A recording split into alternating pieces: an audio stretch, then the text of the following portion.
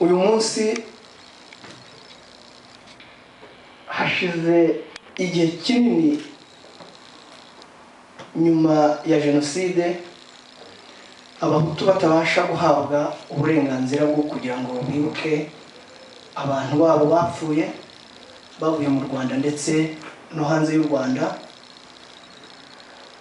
Jenoside ngira ngo harabo yashimishije kuko bayigize igikoresho kimeze nko gushinyagurira imiryango yapfuye muri ubwo buryo bubabaje.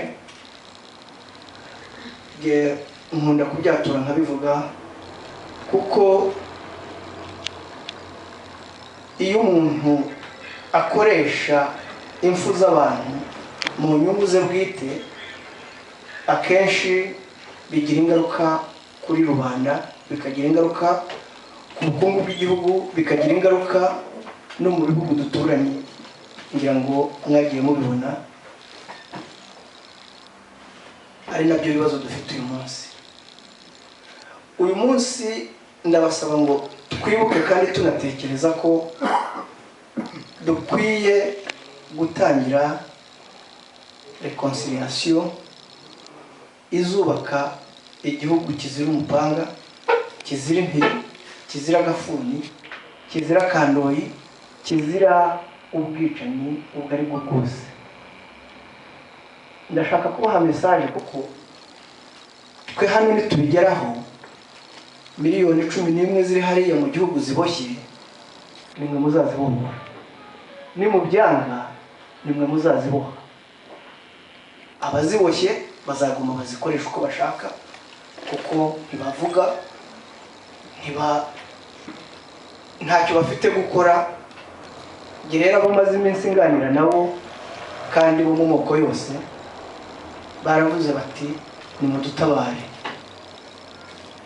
mudutabare kuko mwebwe aho muri mubasha kuvuga ibibarimo, mubasha guhura mukaganira, twebwe turapfuye. Kubatabara si ukundi ni ukwemera ko ibyabaye tudakwiye gushaka aho tubyitirira, nitwe twabikoze nk'abanyarwanda, ni natwe dukwiye kwicara tugashaka ibisubizo by'igihugu cyacu.